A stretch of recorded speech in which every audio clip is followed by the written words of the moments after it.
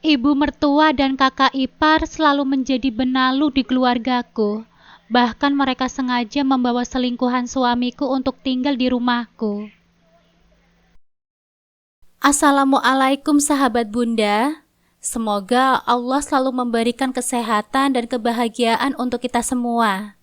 Sebelumnya, jangan lupa absen dari daerah mana saja ya Bun, agar silaturahmi kita semakin erat.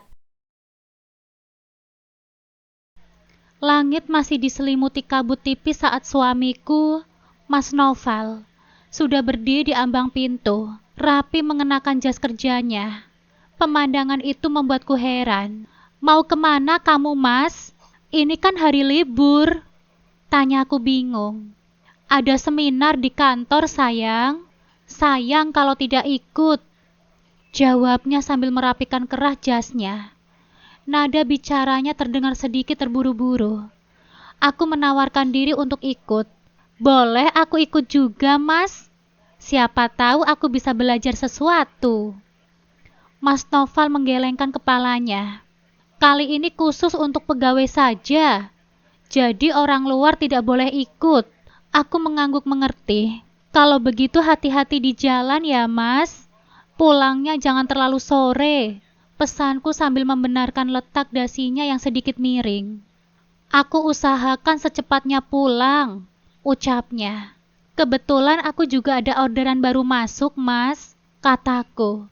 Berharap kabar baik ini bisa sedikit meringankan bebannya. Wajah Mas Noval terlihat tenang, tetapi kemudian tersenyum. Baguslah kalau begitu, sayang.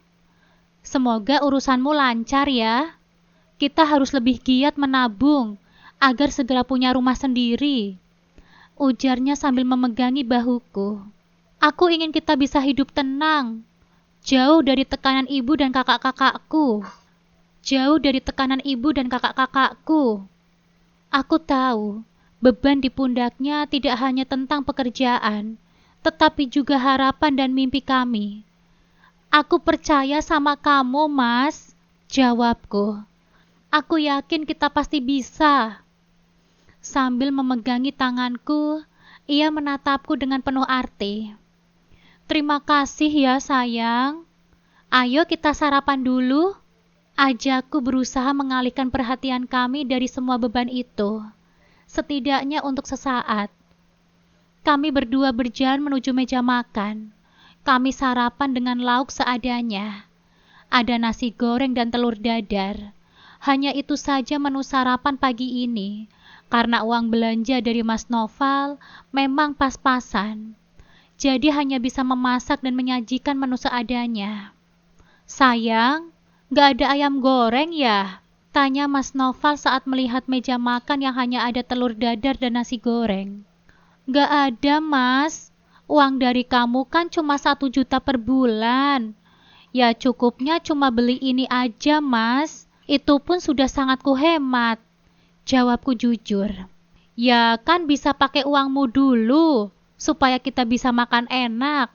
Perbaikan gizi. Masa tiap hari sarapannya cuma nasi goreng dan telur aja sih? Aku bosan juga tahu. Ucap suamiku lagi. Ya bagaimana lagi, Mas? Kalau pakai uangku terus, gimana kita mau cepat banyak tabungan? Kamu juga tahu sendiri kan, Mas? Harga-harga pada naik. Kalau dituruti mau makan enak terus, bisa-bisa 5 juta per bulan pengeluaran kita. Sementara yang kamu kasih kan cuma 1 juta, Mas. Bagaimana bisa imbang antara pemasukan dan pengeluaran kalau seperti itu caranya? Aku sangat kesal. Perdebatan tentang uang belanja selalu membuatku kesal. Selama ini, Mas Noval hanya memberiku nafkah 1 juta rupiah per bulan. Tentu, di zaman sekarang ini, uang itu tidak akan cukup. Aku selalu menggunakan uangku untuk menutupi kekurangannya. Tapi dengan cara itu, mana bisa kami cepat membeli rumah. Aku sudah tidak tahan tinggal di rumah ini. Meskipun aku tidak lagi serumah dengan ibu mertuaku. Jarak yang dekat membuat ia selalu mengusik kehidupanku. Belum lagi aku harus membayar uang kontrakan. Ya, Sebenarnya rumah ini rumah ibu mertuaku. Aku disuruh membayarnya 500.000 per bulan. Lebih gilanya lagi, ibu mertuaku itu selalu menagih jika baru berjalan 3 minggu atau 2,5 minggu. Memang seperhitungan itu dia. Kini ditambah lagi suamiku yang protes dengan lauk pauk seadanya yang aku sediakan. Padahal itu kan sudah sesuai dengan budget yang ia berikan padaku. Kalau dipikir-pikir, uang 1 juta itu hanya cukup untuk uang makan saja. Ibu-ibu pasti tahu kan berapa pengeluaran sebulan kalau untuk makan? Untuk makan enak, uang 1 juta mana cukup, belum lagi harus membeli sabun, bayar listrik, beli beras, dan lain-lainnya. Tentu uang 1 juta sangatlah kurang. Aku yang selalu menutupinya dari uang hasil usahaku selama ini. Dulu aku bekerja dan karirku cukup bagus di kantor. Karena alasan agar cepat hamil, suamiku menyuruhku untuk resign saja, dan aku pun menurutinya. Ia juga berjanji akan menafkahiku dengan layak. Dia akan berusaha. Namun janji itu tinggallah janji. Semuanya hanya menguap begitu saja bersama angin-angin lalu. Dulu aku lebih sulit dari sekarang. Tinggal bersama ibu mertuaku selama 3 tahun. Setiap hari, aku harus berangkat bekerja, pergi pagi, dan pulang sore hari, dan harus mengerjakan semua pekerjaan rumah. Kalau hanya untuk mengurus suami dan ibu mertuaku saja di rumah, aku sanggup saja. Tapi di rumah ibu mertuaku tidak hanya kami bertiga. Ada kakak iparku 2 orang, semuanya wanita, dan mereka sudah menikah bersama anak dan suaminya tinggal satu rumah. Itulah yang membuat bebanku semakin berat. Semua pekerjaan rumah dilimpahkan kepadaku. Suamiku itu anak bungsu, jadi mereka menganggap bahwa aku pantas disuruh-suruh. Belum lagi, aku harus membiayai semua kehidupan mereka. Gajiku dulu cukup besar, 5 juta rupiah. Dan aku harus membiayai semua kehidupan yang ada di rumah itu.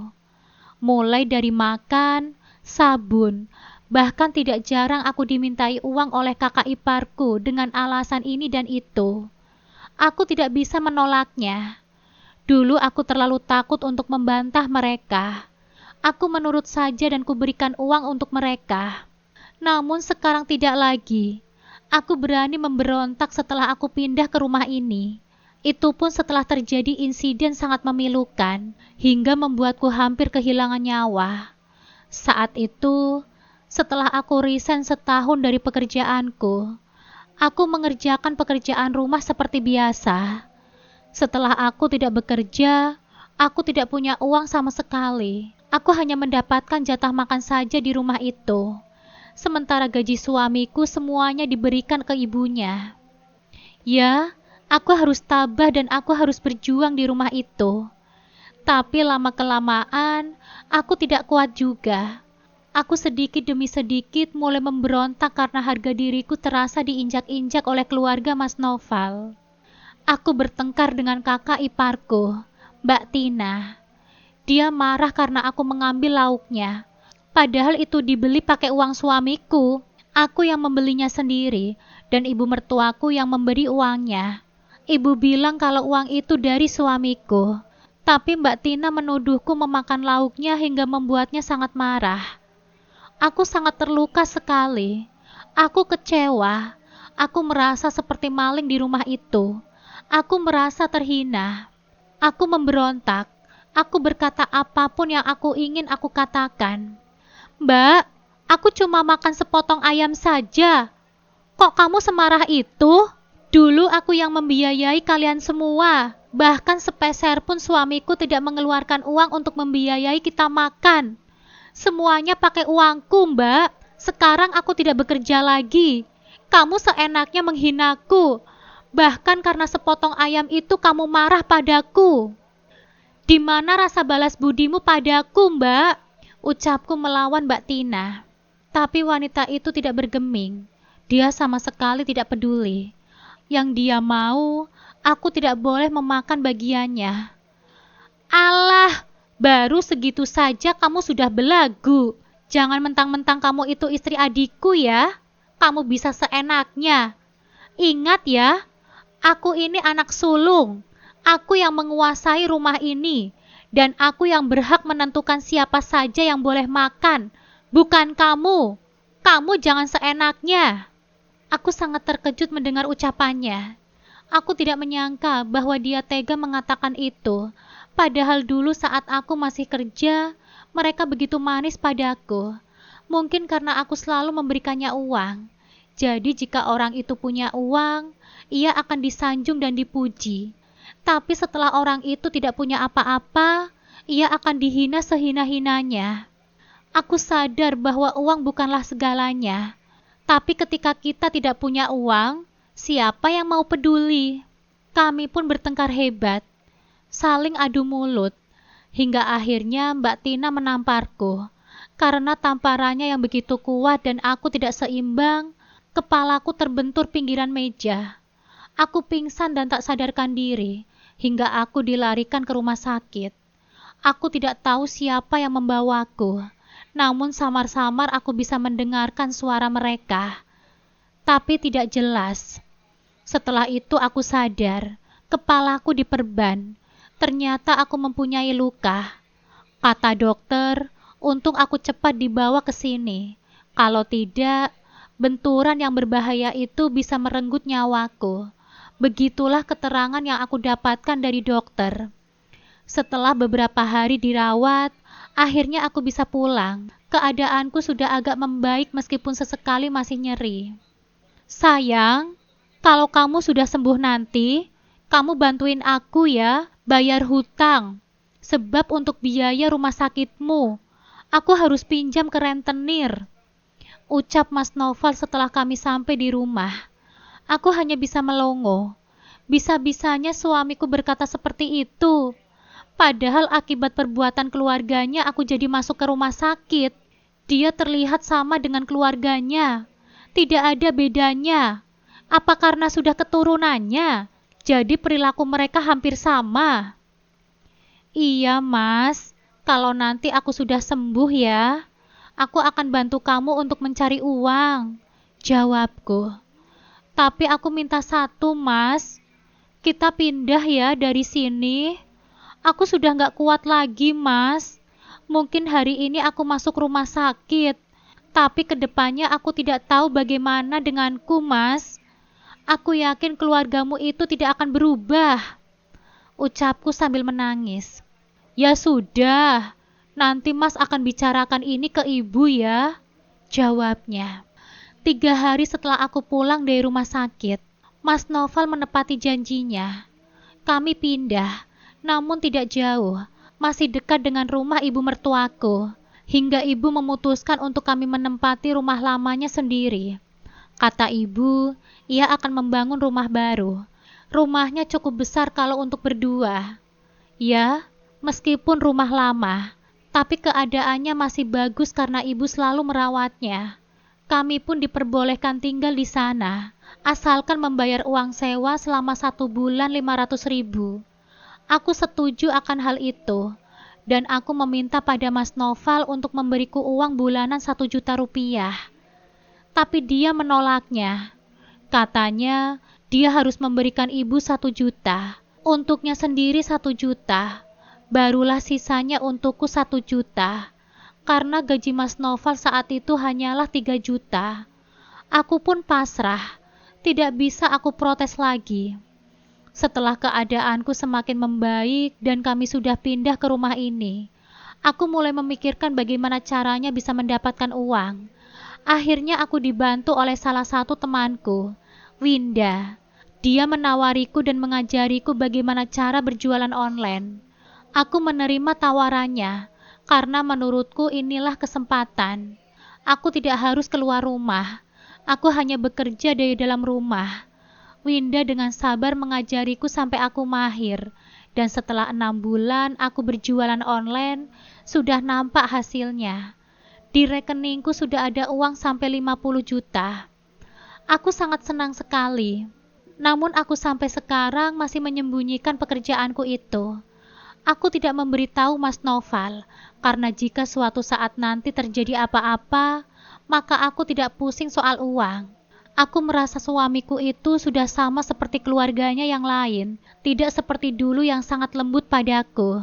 Ya sudahlah, Mas. Syukuri saja apa yang ada.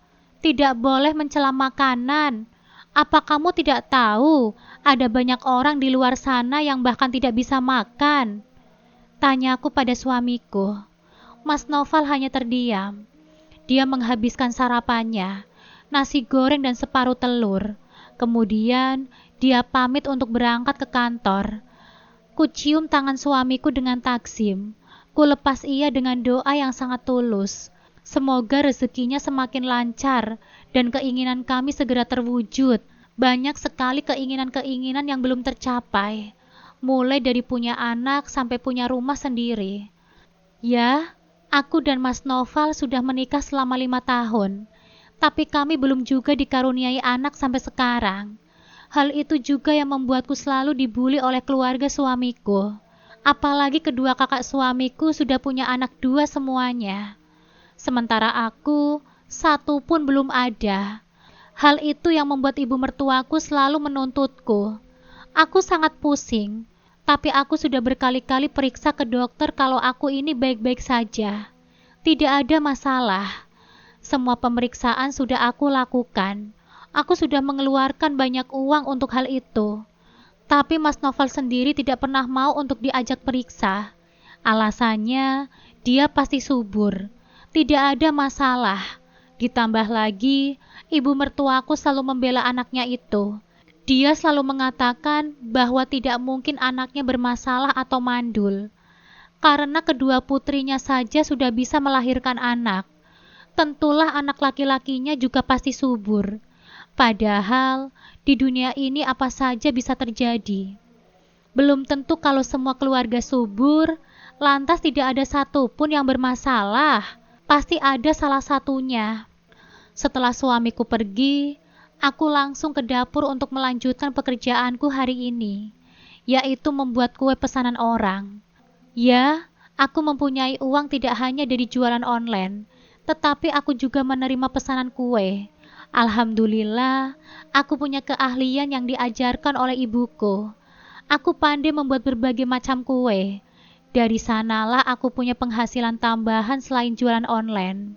Kalau untuk hal itu, Mas Noval tahu, makanya dia berharap besar kalau aku bisa menabung uang untuk membantunya membeli rumah. Padahal kalau dipikir-pikir, kewajiban membeli rumah yang layak itu adalah tugas suami, bukan istri. Namun aku tidak keberatan, makanya aku akan membantunya. Hari ini, tidak terlalu banyak orderan, hanya 5 loyang kue bolu saja. Sebelum sholat zuhur, aku sudah selesai membuat orderannya. Sekitar jam 3 nanti, aku tinggal mengantarkannya ke pelanggan. Assalamualaikum, permisi, ucapku setelah sampai di depan rumah pelanggan yang memesan kueku. Waalaikumsalam. Mbak Syifa, masuk Mbak. Alhamdulillah, kuenya sudah datang. Setengah jam lagi acaranya akan dimulai, Mbak. Ucap Asri yang menerima pesanan kue itu. Iya, Bu. Maaf ya, kalau sedikit terlambat. Gak terlambat kok, Mbak. Ya sudah, sebentar ya, Mbak. Saya ambilkan uangnya dulu. Ucap Asri. Ia masuk ke dalam kamarnya. Aku menunggu di ruang tamu. Tidak lama kemudian, Asri pun keluar lagi dan membawa uangnya. Aku mengingatkan Bu Asri untuk mengirimkan komentar setelah ia memakan kuenya nanti. Ya, setiap kali aku mengirimkan pesanan pada pelanggan, aku selalu meminta mereka untuk memberikan ulasan, agar aku bisa memperbaiki kualitasnya jika ada yang kurang, dan komentar baik mereka akan menarik banyak pelanggan. Aku segera pulang ke rumah. Aku lebih suka di dalam rumah, karena menurutku itu lebih nyaman. Sesampainya di rumah, terlihat mobilku sudah terparkir. Itu artinya Mas Noval sudah pulang. Ya, mobil yang selama ini Mas Noval pakai adalah mobilku. Mobil pemberian orang tuaku. Meskipun orang tuaku bukanlah orang yang kaya, tapi mereka berusaha payah menabung agar bisa membelikan mobil untukku sebagai hadiah wisudaku dulu. Meskipun bukan mobil baru, tapi aku sangat senang dan alhamdulillah sampai sekarang mobilnya masih awet aku pakai. Aku jarang memakai mobil itu. Biasanya aku pakai kalau mengantarkan orderan kue dengan jumlah yang banyak. Kalau hanya sedikit, aku memakai motorku saja. Motor ini juga aku beli pakai uangku sendiri. Selama menikah dengan Mas Noval, aku memang belum pernah dibelikan apapun, perhiasan, kendaraan, ataupun barang-barang mewah lainnya belum pernah dia belikan. Aku diberikan nafkah hanya 1 juta per bulan. Jadi mana aku bisa membeli barang-barang mewah kalau uang bulananku saja hanya 1 juta. Betapa terkejutnya aku, ternyata Mas Noval tidak hanya sendirian di rumah. Ada ibu mertuaku dan juga ipar-iparku beserta suami dan anak-anaknya. Namun ada satu wanita yang tidak aku kenal. Siapa dia? Aku ikut nimbrung bersama mereka dan ibu mertuaku mulai berkata kepadaku, "Syifa, ini Anya, sepupu jauh ibu. Mulai hari ini, ia akan tinggal di sini bersama Noval dan juga kamu ya, karena dia dapat pekerjaan di sini. Makanya daripada dia ngontrak, lebih baik tinggal di sini saja bersama kalian. Ibu juga diberi amanah oleh orang tuanya untuk menjaga dia. Makanya ibu titipkan saja Anya di sini, supaya dia bisa pulang pergi bersama Noval juga ya. Jadi kan bisa berhemat," ucap ibu mertuaku. Aku sebenarnya merasa keberatan, karena tidak nyaman rasanya jika ada orang lain di rumah ini. Apalagi wanita itu masih muda dan hanya sepupu jauh saja, bukan muhrimnya Mas Noval. Aku merasa khawatir. "Tapi Bu, kenapa nggak di rumah ibu saja? Mengapa harus di rumah ini, Bu? Dia kan masih muda. Aku takut jadi fitnah." "Ya nggak akan lah. Anya ini kan sepupunya Noval. Siapa juga yang mau memfitnahnya? Nggak mungkin lah. Nggak bisa juga tinggal di rumah ibu. Kamu tahu sendiri kan, di rumah itu tidak ada kamar lagi yang kosong. Kamar bekas kalian saja sudah ditempati sama anak-anak mbakmu. Jadi biarlah Anya tinggal di sini. Ibu tidak mau dengar penolakan darimu. Lagi pula ini kan juga rumah ibu. Jadi ibu berhak mengatur siapa saja yang boleh tinggal di sini," jawab ibu mertuaku dengan tegas. Aku tidak berani untuk melawannya lagi. Aku sudah pasrah. Semoga tidak terjadi sesuatu di antara Anya dan Mas Noval. Karena sedari tadi aku tidak sengaja melihat Mas Noval bertatapan dengan Anya. Tatapan mereka begitu mencurigakan. Kamu malah diam saja. Sana kamu ke dapur. Buatin kami minuman yang seger," perintah ibu mertuaku. "Maaf ya Bu, tidak ada minuman yang bisa aku sediakan selain air putih yang diberi es, karena hanya itu saja yang ada. Sebab di rumah ini memang semuanya serba terbatas," jawabku. "Kamu kurang ajar sekali ya. Memangnya kamu tidak mau apa menjamu tamu-tamu ini dengan baik? Apalagi kami ini keluarga suamimu," ucap Mbak Tina. "Aku bukan tidak mau menjamu tamuku, Mbak. Tapi dapurku memang tidak ada apa-apa. Kalau mau ya air putih yang diberikan es. Aku bisa sajikan." Mereka semakin kesal mendengar jawabanku. Tapi memang hanya itu saja yang ada. Aku tidak mau lagi menggunakan uangku untuk memenuhi kebutuhan rumah ini. Sudah cukup. "Ya sudah, ayo kita pulang saja," ajak mereka semua dengan kesal. Aku berdiri di tengah-tengah mereka. Suamiku pun hanya terdiam. Kenapa orang-orang seperti ini datang lagi ke dalam kehidupanku? Kenapa juga dia harus tinggal di rumah ini? Semakin membuat aku tidak nyaman saja. "Sayang, kamu itu kenapa sih? Harus marah-marah seperti tadi? Gak enak tahu dilihatnya," ucap Mas Noval setelah ia masuk ke dalam kamar. "Bagaimana aku tidak marah, Mas? Kan memang kenyataannya seperti itu. Tidak ada apapun yang bisa dihidangkan untuk mereka," jawabku. "Tapi kan gak perlu kayak gitu. Kamu marah-marah sama ibuku. Ibu duluan, Mas, yang marah-marah. Kenapa kamu selalu menyalahkan aku? Bahkan saat aku dihina oleh semua keluargamu, kamu tidak pernah membelaku. Kamu hanya diam saja. Di mana fungsimu sebagai suamiku, Mas? Jawabku dengan tegas. Mas Noval hanya terdiam. Aku juga kesal sama kamu, Mas. Kenapa sih tidak bertanya dulu padaku, setuju atau tidak kalau Anya tinggal di sini? Aku tidak setuju ya, Mas. Ada wanita lain di rumah ini. Apalagi aku lihat kalian suka curi-curi pandang. Jangan-jangan Anya itu selingkuhanmu ya? Ucapku curiga. Kamu itu ngomong apa sih? Gak mungkin lah. Hanya kamu yang ada di dalam hatiku. Tidak mungkin ada wanita lain. Apalagi Anya. Dia itu hanya sepupu jauhku. Jadi gak mungkin. Kamu jangan mikir yang aneh-aneh, Syifa. Mas Noval meyakinkanku. Tapi hatiku tidak tenang. Aku masih sangat curiga pada mereka berdua. Tapi jika suatu saat nanti aku mendapatkan bukti, maka tidak akan pernah kumaafkan kamu, Mas. Malam itu pun tiba. Saatnya untuk tidur. Besok paginya banyak orderan yang harus aku buat. Karena alhamdulillah tadi banyak sekali orderan yang masuk. Mas, aku duluan ya. Aku capek banget. Aku sudah ngantuk. Ucapku pada suamiku. Dia tidak menjawab. Aku segera memejamkan mata, hingga samar-samar telingaku mendengar ada dua orang yang sedang merancau tidak jelas. Aku berusaha untuk membuka mataku yang sangat ngantuk ini. Kulihat jam di ponselku, ternyata ini pukul 2 dini hari. Aku pun menoleh, ternyata Mas Noval tidak ada di dalam kamar. Kemana dia pergi? Suara rancauan itu semakin terdengar jelas. Sepertinya suara rancauan itu terdengar dari kamar sebelah. Aku segera menempelkan telingaku di tembok pembatas kamar. Dan benar saja dugaanku. Ada dua orang yang sedang merancau tidak jelas, karena sepertinya mereka sedang melakukan sesuatu yang terlarang. Ya, suara itu sangat aku kenali.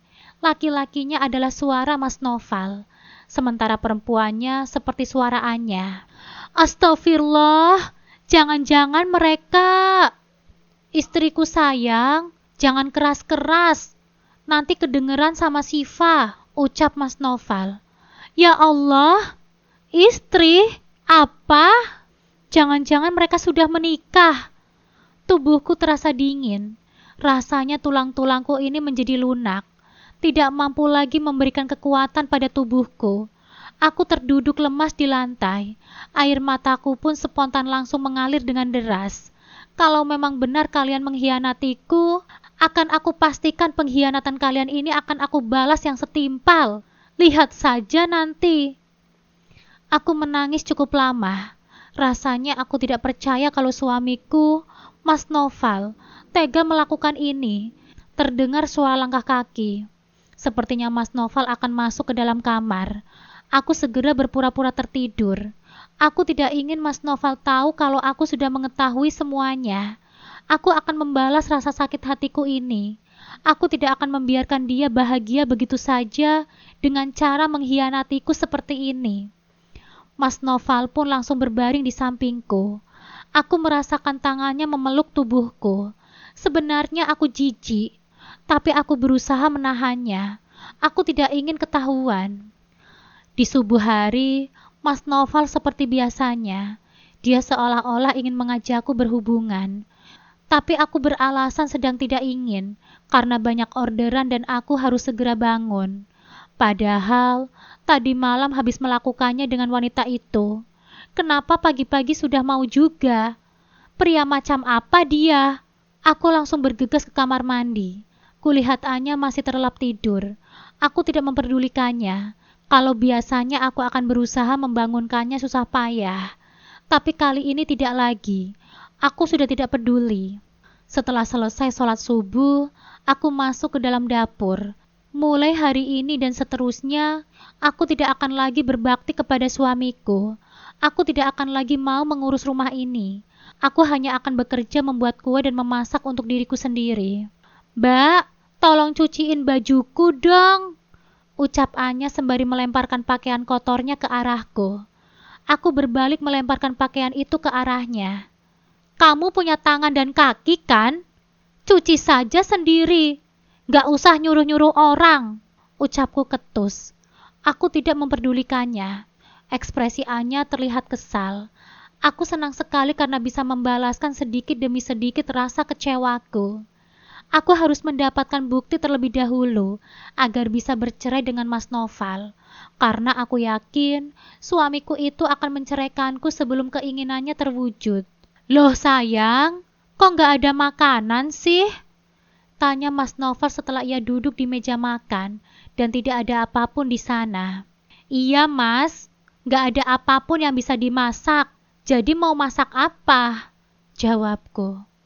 Loh, kan bisa pakai uangmu dulu. Kenapa sih harus dipermasalahkan terus-menerus hal seperti itu?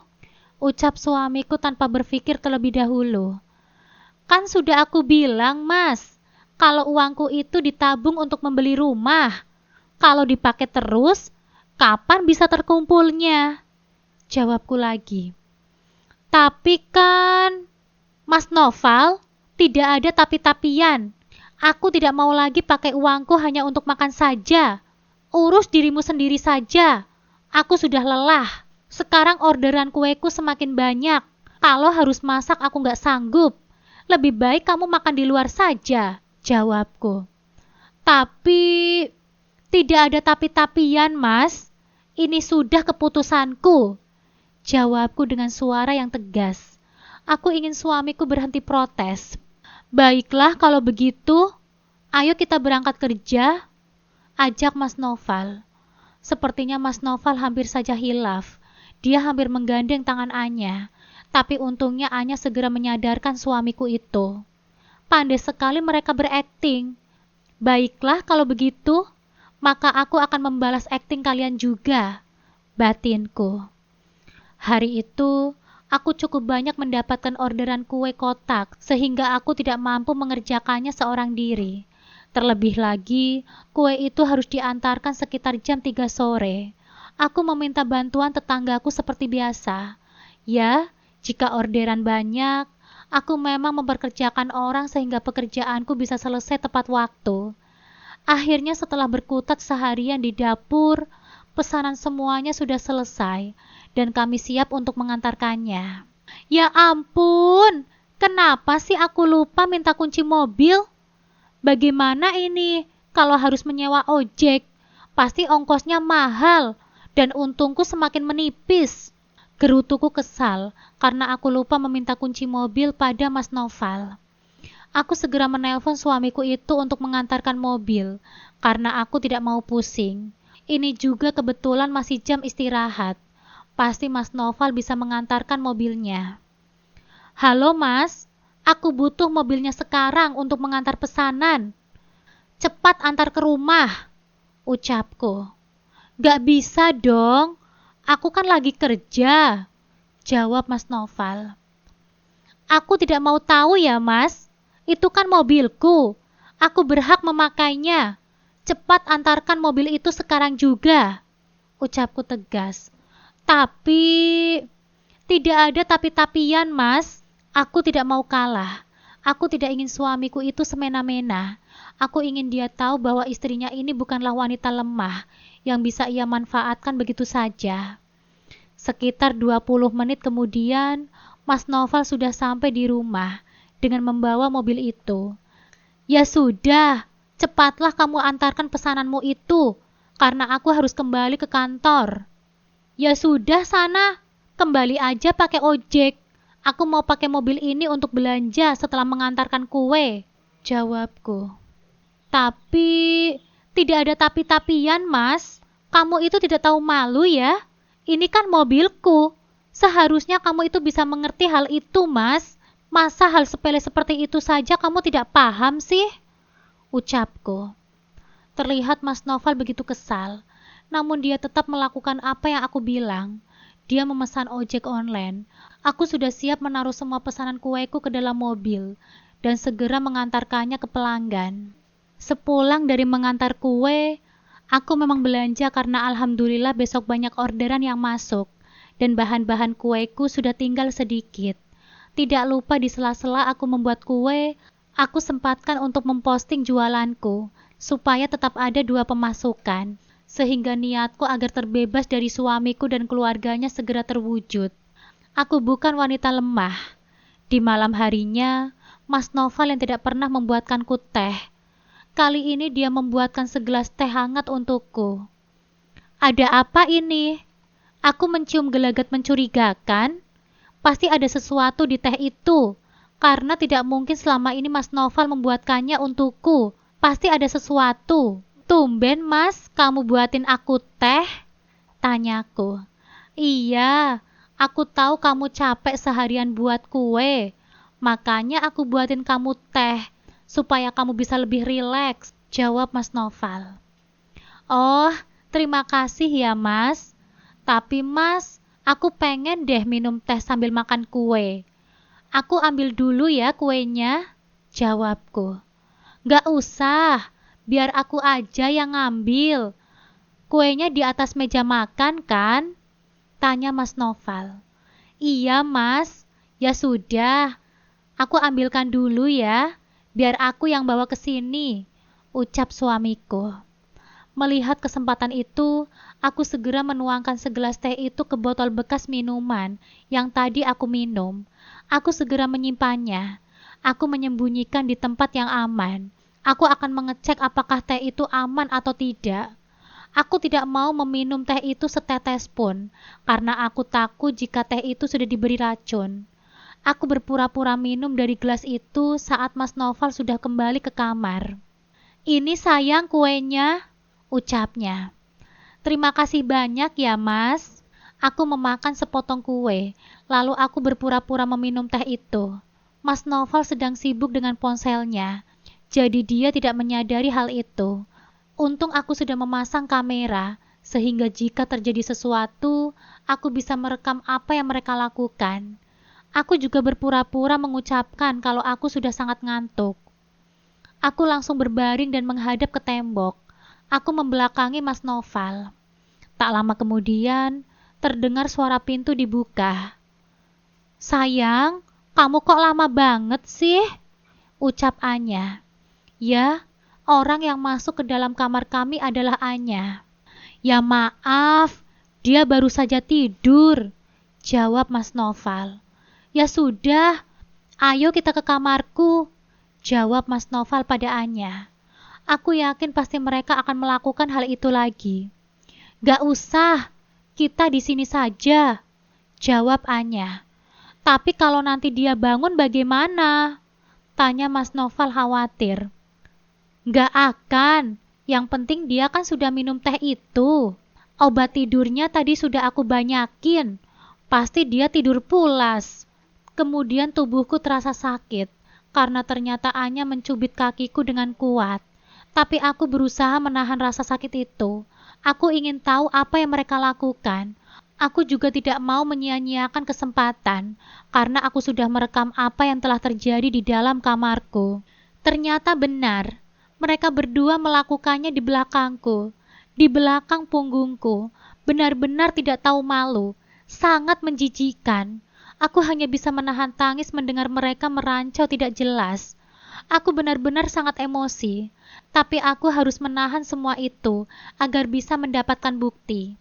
Entah berapa lama mereka melakukannya hingga akhirnya peraduan di antara keduanya selesai, dan Anya kembali ke kamarnya. Sekitar jam 12 malam, aku memastikan kalau Mas Noval sudah tertidur. Aku sempat mengeceknya dengan melambaikan tanganku di depan wajahnya. Setelah kupastikan aman, aku mengambil ponselku yang sudah aku gunakan untuk merekam apa yang telah terjadi tadi. Betapa menjijikannya setelah aku melihat rekaman itu. Mereka tanpa malu melakukannya di belakangku, di belakang punggungku. Benar-benar sangat tega, tidak berperasaan. Kalian itu manusia tidak punya akal pikiran. Batinku kesal. Aku akan menjadikan barang bukti ini supaya aku dengan mudah bercerai darimu, Mas. Batinku. Aku segera menyimpan ponselku dengan baik, agar Mas Noval tidak curiga. Subuh harinya, seperti biasa, Aku melaksanakan sholat subuh dan membuat sarapan untuk diriku sendiri. Dilanjutkan dengan kegiatanku membuat kue pesanan pelanggan. Gak ada sarapan lagi ya? Tanya Mas Noval. Kan aku sudah bilang, Mas, urus dirimu sendiri. Gak usah kamu tanyakan lagi ada makanan atau tidak di rumah ini, karena kamu saja belum memberiku uang. Ucapku dengan santai. Ya sudahlah, aku juga malas bertengkar. Kalau begitu aku berangkat saja. Ucap Mas Noval. Kali ini tidak seperti biasanya. Biasanya Anya akan selalu mengekor suamiku. Tapi entah mengapa, dia tidak terlihat. Aku punya ide cerdas. Segera aku menyusul Mas Noval yang hampir saja keluar rumah. Mas, kamu melupakan sesuatu, ucapku. Melupakan apa? Tanya Mas Noval. Kamu belum peluk dan cium aku, Mas, jawabku. Mas Noval langsung melihat ke arah Anya, karena ternyata wanita itu sudah ada di samping mobil. Mas Noval langsung mendekatiku dan melakukan apa yang aku minta. Sebenarnya aku merasa jijik, namun aku senang karena melihat wajah Anya yang kesal karena cemburu. Kusunggingkan senyuman ke arah Anya. Aku sangat senang sekali karena aku bisa membuat wanita itu merasa menjadi obat nyamuk di antara kami berdua. Mas, nanti aku mau antar orderan ya, jadi mobilnya tinggal lagi saja, ucapku. Tapi aku gimana kerjanya? Tanya Mas Noval dengan kesal. Kamu pesan ojek sajalah, Mas. Seperti biasanya. Kenapa harus bertanya sih? Kamu memangnya tidak mau kalau aku lancar mengantarkan orderan? Kalau aku harus pesan jasa antar, tentu keuntunganku semakin menipis dong, Mas. Jawabku. Ya sudah, ini kunci mobilnya. Kalau sudah dibahas soal tabungan untuk membeli rumah, dia tidak berdaya. Aku menerima kunci mobil itu dengan senang. Mulai hari ini, tidak akan aku biarkan kamu memakai mobilku. Apalagi kamu pergi bersama wanita murahan itu, batinku. 2 minggu berlalu. Mas Noval kini mulai protes karena dia tidak pernah lagi membawa mobilku untuk berangkat bekerja. Aku boleh dong bawa mobil hari ini? Tanya Mas Noval. Gak bisa dong, Mas.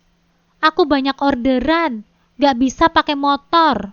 Jadi harus pakai mobil, jawabku santai.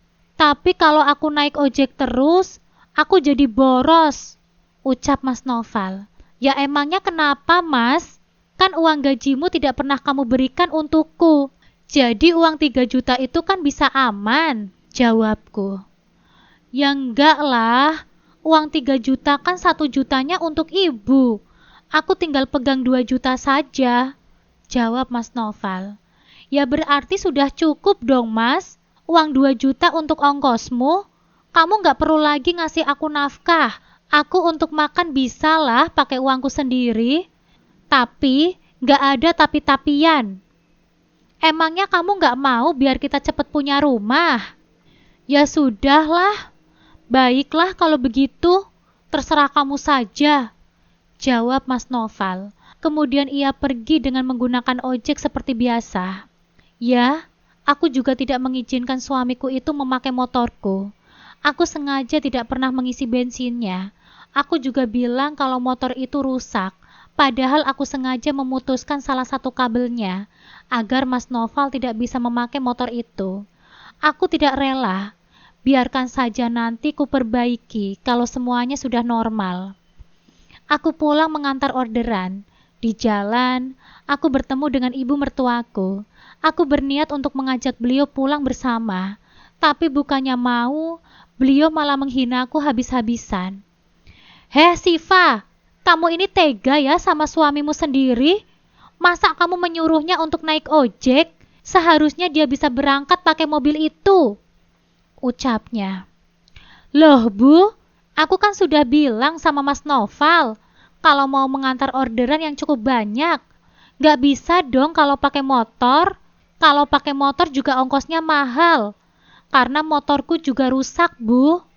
Alah, kamu itu ya, dasar istri tidak berguna.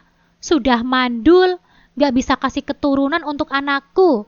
Kini kamu malah perhitungan sama suamimu sendiri, ucap ibu mertuaku lagi dengan ketus. Aku bukannya perhitungan ya, Bu. Aku memang lagi butuh mobil untuk kelancaran usahaku.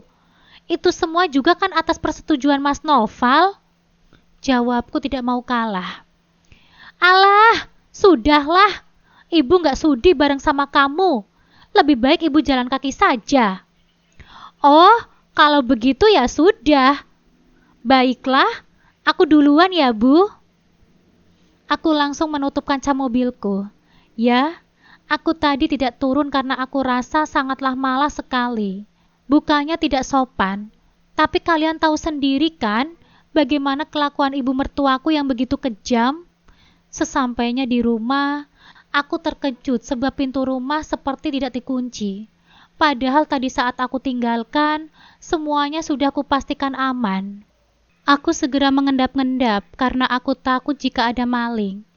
Tapi melihat kunci yang tergantung di pintu membuatku lega. Itu berarti Mas Noval sudah pulang. Kamu yang sabar dong, sayang. Kita harus tahan. Nanti kalau tujuan kita sudah tercapai, maka aku akan langsung menceraikannya. Kamu tenang saja ya, ucap Mas Noval. Anya, ucapku. Aku menguping pembicaraan mereka dari luar rumah, karena sepertinya Mas Noval dan Anya sedang ada di dalam kamar Anya. Iya, Mas, tapi kamu janji ya, pokoknya setelah kita berhasil mendapatkan uang itu untuk membeli rumah, kamu harus ceraikan dia. Iya, sayang, kamu tenang saja.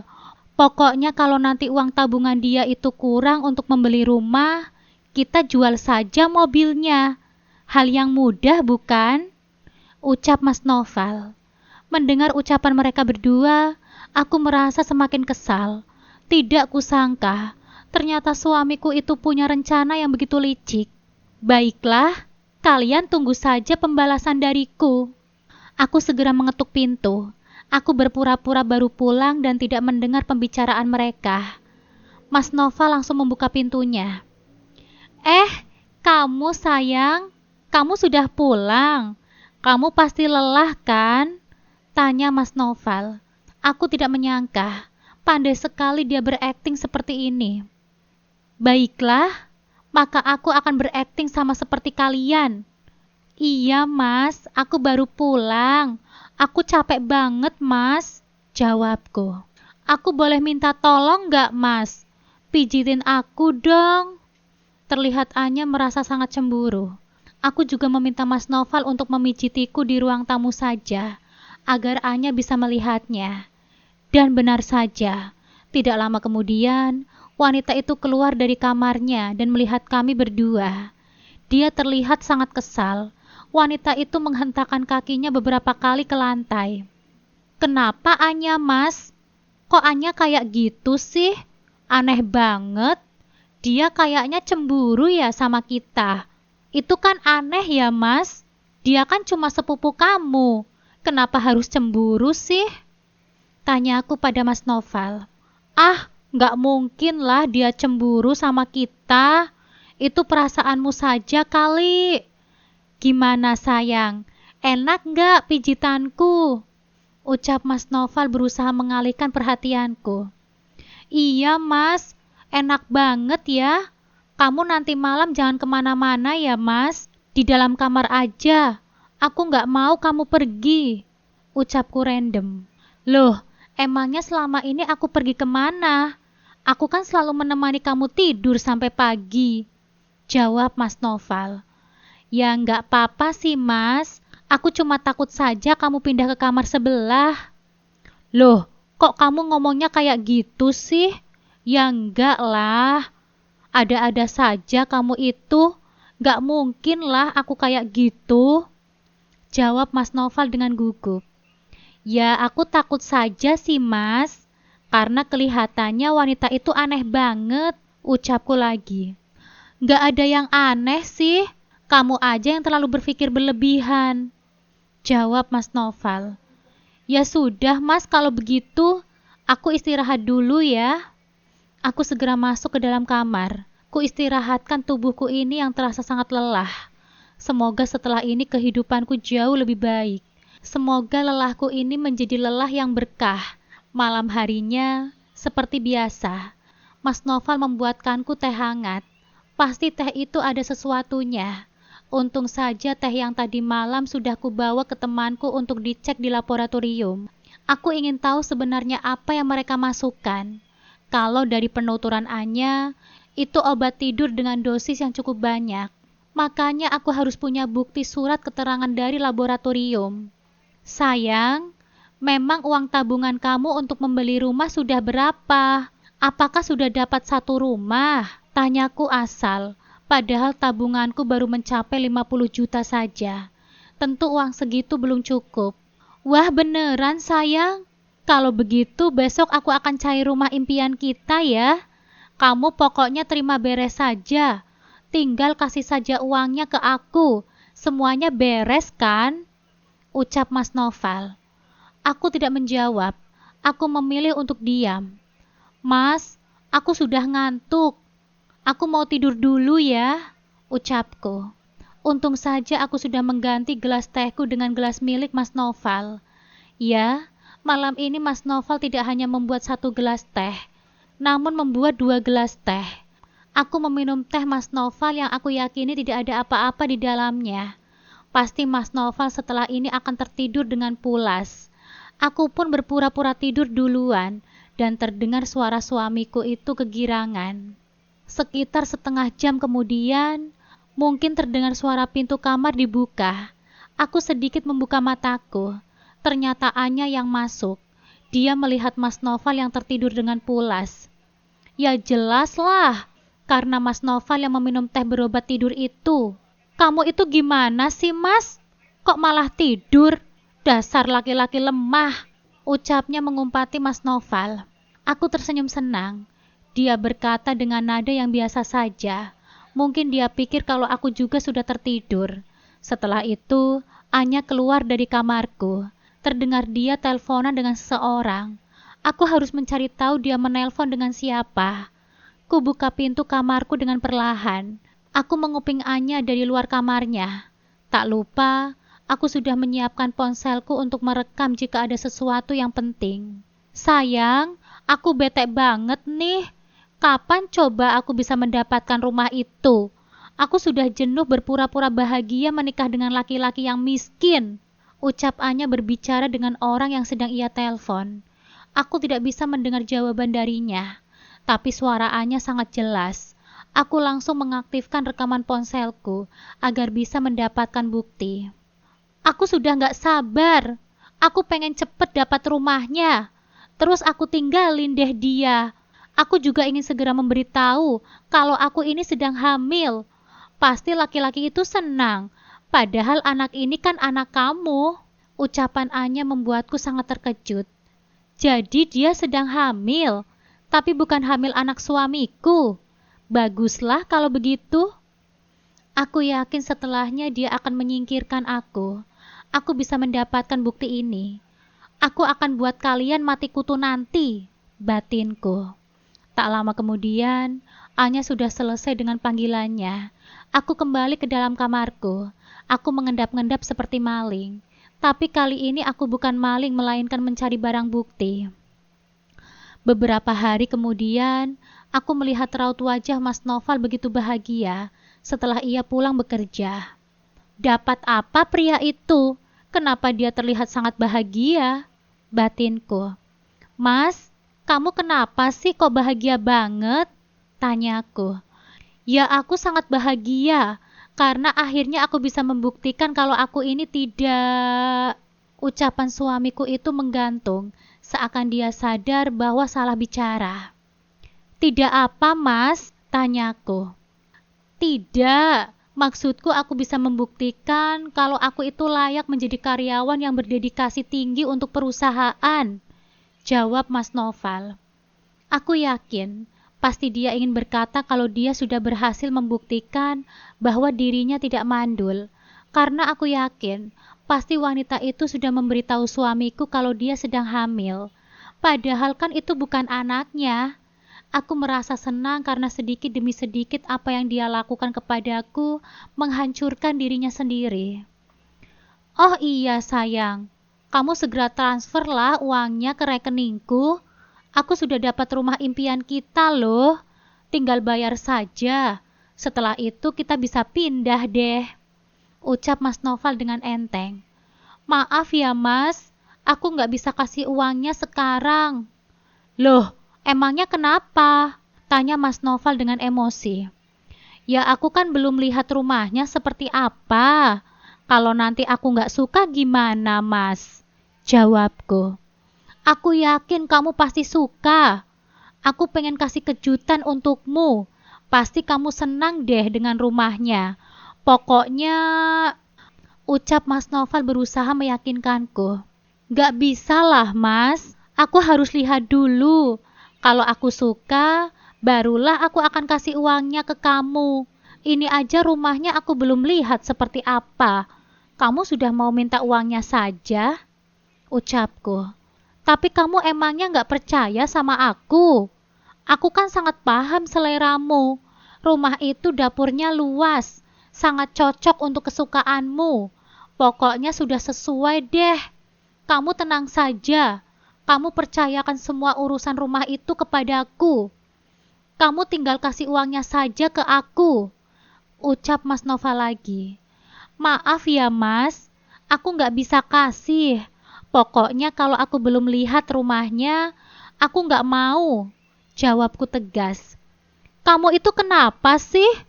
Kamu itu seharusnya menurut pada suamimu. Dan asal kamu tahu saja ya, selama ini aku sudah memberimu nafkah. Sekarang aku hanya meminta bantuanmu sedikit saja untuk membeli rumah. Kamu malah mempersulit. Mikir itu dong, ucapnya dengan nada tinggi. Aku pun tersulut emosi. Berapa banyak Mas nafkah yang kamu berikan untukku? Tanyaku tegas. Ya sudah banyak lah. Apalagi kita sudah menikah 5 tahun. Entah sudah berapa ratus juta nafkah yang aku berikan untukmu. Sekarang aku cuma minta uang itu darimu untuk membantu membeli rumah. Kamu malah seperti ini, seakan-akan tidak percaya denganku, ucapnya. Aku segera berdiri. Ucapan suamiku itu memberiku nafkah ratusan juta selama ini. Mas, boleh kita hitung bersama? Tantangku. Ya silahkan saja. Aku yakin pasti nafkah yang aku berikan itu sudah sangat banyak, ucapnya lagi. Oh, jadi kamu menantangku, Mas, untuk memberitahu berapa sebenarnya jumlah uang yang pernah kamu berikan kepadaku selama ini. Baiklah, aku akan hitungkan untukmu. Aku mengambil ponsel dan kucari aplikasi kalkulator untuk menghitung berapa uang yang selama ini Mas Noval berikan, karena aku merasa tidak terima dia merendahkanku seperti itu.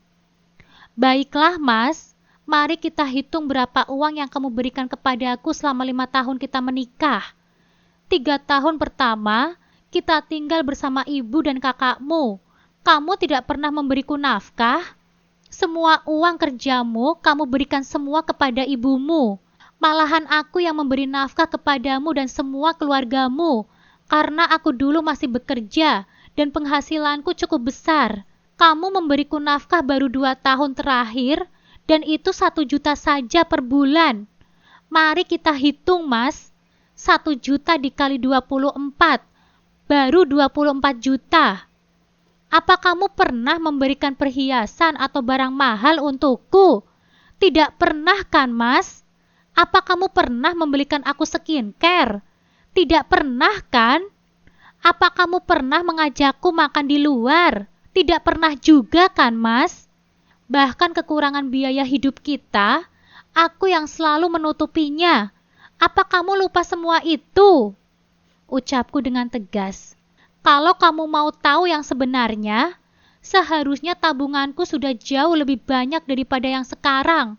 Tapi karena aku harus menggunakan uang itu untuk menutupi kekurangan kebutuhan hidup kita, jadi tabunganku tidak sebanyak yang seharusnya. Aku selama ini sabar loh Mas, menghadapi semua sikapmu yang keterlaluan itu. Belum lagi ditambah sikap keluargamu yang sangat keterlaluan juga padaku. Belum lagi hinaan dan cacian yang aku dapatkan selama ini dan tidak pernah mendapatkan pembelaan darimu, suamiku sendiri. Dan satu lagi ya Mas, jangan kamu pikir aku tidak tahu apa yang kamu lakukan. Aku sudah tahu semuanya. Dan ingat, aku akan membalas semua itu. Aku tidak terima. Aku langsung pergi dari hadapan Mas Noval. Aku tidak mau lagi terpancing emosi. Aku takut jika suamiku itu melakukan hal yang tidak diinginkan, karena aku pasti akan kalah tenaga dengannya. Aku segera masuk ke dalam kamarku dan mengunci pintunya dari dalam. Aku sudah tidak kuat lagi. Sekarang aku harus mengajukan gugatan cerai, tapi aku sepertinya memerlukan pengacara. Aku segera menelpon sahabatku, Winda. Semoga dia bisa memberiku bantuan. Kuceritakan semua masalah rumah tanggaku kepada Winda. Alhamdulillah, dia bisa membantuku mencarikan pengacara, dan pengacara itulah yang akan mengurus perceraianku dengan Mas Noval. Untung aku sudah punya banyak bukti agar aku bisa cepat bercerai dari pria yang tidak tahu diri itu. Malam ini, aku tidak mau tidur dengan Mas Noval. Aku mengunci pintu dan tidak mau membukanya. Aku tidak tahu suamiku itu tidur di mana. Aku tidak peduli lagi. Aku harus keluar dari kamar keesokan paginya. Hari ini, aku tidak menerima orderan, sebab aku ada janjian bertemu dengan pengacara yang dikenalkan oleh Winda. Aku akan segera mengurus perceraianku. Tidak lupa, aku membawa semua berkas-berkas penting, termasuk surat kendaraanku. Aku tidak mau jika mobilku sampai dijual oleh mereka.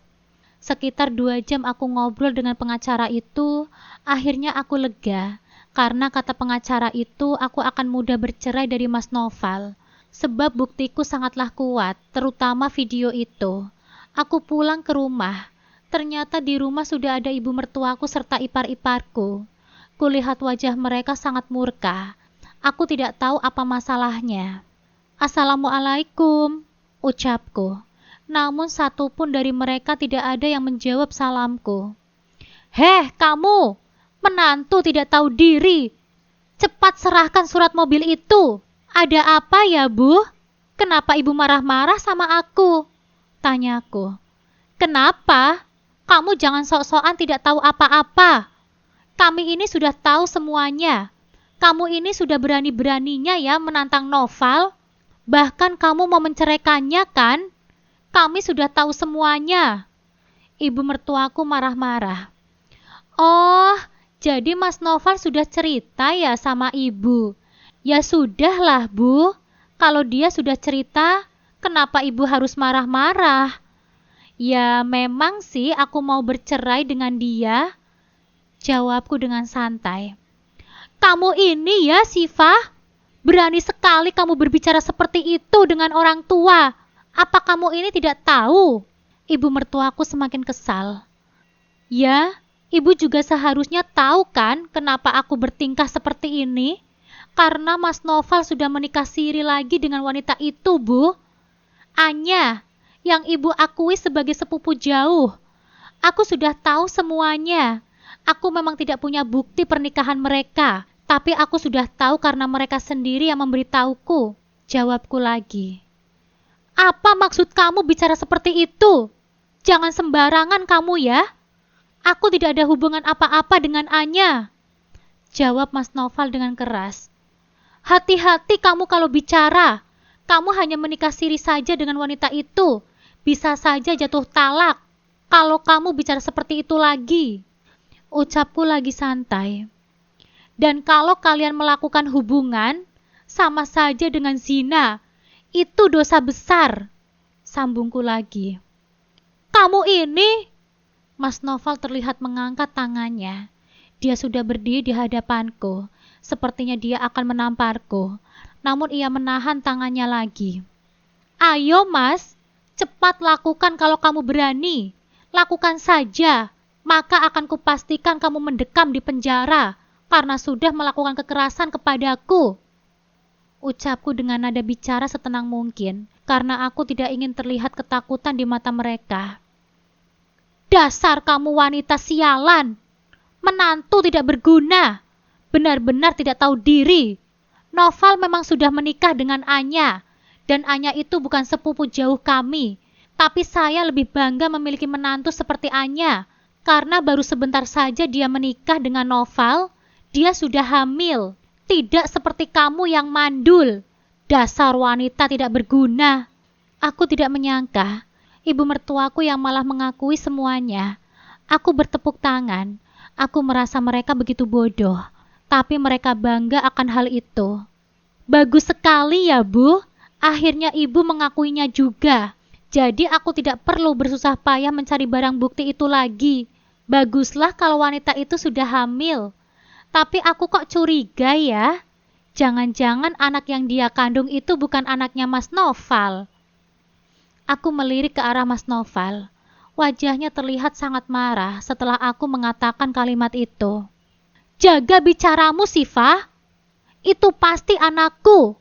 Lalu anak siapa lagi? Anya itu istriku. Hanya aku yang menyentuhnya. Jadi anak itu sudah pasti anakku. Dan itu aku sudah bisa membuktikan bahwa aku itu subur. Tidak seperti kamu yang mandul. Buktinya, kita sudah 5 tahun menikah. Tapi kamu tidak juga hamil. Sementara dengan Anya, baru sebentar saja dia sudah hamil. Jawab Mas Noval merasa bangga. Oh iya Mas, kamu yakin itu memangnya? Tapi ya semoga saja anak yang dikandungnya itu benar-benar anakmu. Tapi kalau seandainya anak itu lahir dan tidak mirip denganmu, mungkin kamu bisa pertanyakan pada dia, siapa sebenarnya ayah dari bayi itu? Aku segera tertawa setelah mengatakan kalimat itu. Aku segera berjalan masuk ke dalam kamar. Namun tiba-tiba tanganku ini dicekat oleh Mas Noval. Ibu mertuaku langsung masuk ke dalam kamar seperti ingin mencari sesuatu. Dia mengobrak-ngabrik isi lemariku. Mungkin tujuannya agar mengambil surat-surat kendaraanku. Tapi untung saja, semua itu sudah aku titipkan pada Wanda. Cepat katakan di mana kamu menyimpan surat-surat itu, tanya ibu mertuaku. Kondisiku masih sama. Tanganku dipegangi erat oleh Mas Noval. Aku nggak tahu, Bu. Di mana surat-surat itu? Jawabku asal. Dasar kamu itu ya, menantu tidak tahu diri. Cepat katakan, aku akan menjual mobil itu, karena mobil itu adalah mobil Noval. Jadi cepat berikan. Aku nggak mau kasih, jawabku tegas. Oh, kamu sudah berani ya melawan kami? Tiba-tiba ibu mertuaku mendaratkan telapak tangannya di pipiku yang mulus, disusul oleh Mbak Tina dan Mbak Arum. Mereka bergantian menyiksaku, hingga aku tak berdaya. Mas Noval dan juga Anya pun tidak mau ketinggalan. Mereka seakan melampiaskan kekesalannya kepadaku, hingga membuatku tersungkur di lantai. Aku sudah tidak kuat lagi, tapi aku berusaha untuk tidak terpejam. Aku harus mencari bantuan. Untung saja mereka tidak mengambil tasku dan ponselku, yang ditinggalkan saja di lantai. Aku segera menghubungi Wanda, sahabatku. Aku meminta pertolongan padanya. Sekitar setengah jam aku menunggu, akhirnya bantuan itu datang. Aku dibawa ke rumah sakit oleh Wanda. Aku dirawat karena kondisiku sangat kritis. Pak, kita harus segera melakukan tindakan. Ini tidak bisa dibiarkan. Mereka harus mendapatkan balasan yang setimpal. Keluarga itu harus mendekam di penjara, ucap Winda dengan pengacara yang aku sewa. Betul itu Bu Winda, kita harus melakukan tindakan secepatnya. Ini tidak bisa dibiarkan begitu saja. Saya akan segera memasukkan laporan ini. Tenang saja, kita pastikan mereka semua akan mendapatkan hukumannya. Aku yang masih lemah hanya bisa menurut saja dengan mereka. Aku juga setuju karena hanya itulah jalan satu-satunya untuk membuat mereka jera. Bukti visumku dan foto-fotoku di rumah sakit, semuanya sudah diambil dan akan dijadikan barang bukti untuk laporan keluarga Mas Noval ke pengadilan. Semuanya sudah diambil dan akan dijadikan barang bukti untuk melaporkan keluarga Mas Noval ke polisi. Semoga kasusku cepat diproses dan mereka segera ditangkap. Ini kedua kalinya aku masuk ke rumah sakit gara-gara mendapatkan kekerasan dari keluarga Mas Noval. Aku tidak akan memberi mereka ampun. 1 hari setelah pengacaraku memasukkan laporan, aku mendapat kabar kalau keluarga Mas Noval sudah ditangkap semuanya karena penganiayaanku termasuk Anya. Aku sangat lega. Aku tidak perlu takut lagi karena mereka tidak bisa menyiksaku. Setelah keadaanku cukup membaik, aku diperbolehkan untuk pulang. Aku ingin melihat keadaan mereka semua di penjara. Aku menemui Mas Noval terlebih dahulu, karena aku ingin memberikan rekaman yang tempo lalu aku dapatkan. Ya, rekaman saat Anya teleponan dengan seseorang dan mengatakan bahwa anak itu bukanlah anak Mas Noval. Mendengar rekaman itu, Mas Noval sangat terkejut. Dia tidak menyangka, ternyata wanita yang dia anggap baik adalah pembohong besar. Bahkan dia mengaku menyesal karena sudah memperlakukanku seperti itu. Maafkan aku, Syifa. Aku sangat menyesal. Aku menyesal, Syifa. Tolong bebaskan aku dari sini. Aku tidak mau dipenjara. Aku tidak mau, Syifa. Ampuni aku, ucap Mas Noval memohon padaku. Tapi aku tidak peduli. Aku segera meninggalkannya dan beralih menemui ibu mertuaku serta ipar-iparku dan juga Anya, karena mereka ditempatkan di satu sel yang sama. Aku juga mendengarkan rekaman itu kepada ibu mertuaku dan juga ipar-iparku. Mereka semua sangat terkejut. Ibu mertuaku langsung menampar Anya di dalam penjara. Dia terlihat sangat emosi. Wajar saja, karena ibu mertuaku sudah dibohongi oleh wanita itu. Jadi gimana, Bu? Ibu sudah tahu kan siapa yang mandul sebenarnya? Dua wanita yang anak ibu tiduri tidak berhasil hamil anaknya sendiri. Jadi siapa yang mandul di sini, Bu? Tanyaku dengan menyunggingkan senyum. Sudah, tidak usah menghina kami. Pergi kamu dari sini, teriak ibu mertuaku histeris. Aku langsung pergi dari sana. Entah kenapa, aku merasa iba kepada ibu mertuaku. Sebenarnya dia tidak terlalu jahat, seperti kakaknya. Namun dia terlalu mengikuti anak-anaknya yang masih kecil. Ya, salah sendiri kenapa ikut-ikutan berbuat jahat. Aku segera melanjutkan proses perceraianku dengan Mas Noval. Untunglah, semua itu cepat, karena memang pernikahanku tidak layak untuk dipertahankan. Kini aku sudah resmi menjadi seorang janda, tapi aku tenang karena tidak ada lagi yang aku khawatirkan. Sekarang, pekerjaanku semakin bagus, jualan kueku semakin laris. Bahkan saking larisnya, aku tidak mampu mengerjakannya hanya sendirian saja, tapi puluhan sampai ratusan kotak pesanan pelanggan yang tidak pernah berhenti. Aku sangat bersyukur, aku juga sudah tidak lagi tinggal di rumah Mas Noval. Aku sudah menjualnya, dan rumahnya akan aku beli setelah uangku cukup. Namun sementara ini aku kontrak dulu selama setahun. Aku sudah memberitahu orang tuaku, dan mereka pun setuju dengan keputusan yang aku ambil. Alhamdulillah, aku bisa melewati cobaan hidupku yang begitu pahit dan berat. Aku senang karena dari apa yang aku alami ini, aku bisa memetik hasilnya. Aku tidak boleh bersedih. Aku harus bangkit dan semangat demi masa depan yang lebih baik. Untuk sekarang, aku masih fokus menjalankan usahaku dan bisnisku. Aku belum berpikir untuk menikah lagi. Rasanya aku juga masih trauma. Aku takut salah memilih pasangan lagi. Tamat.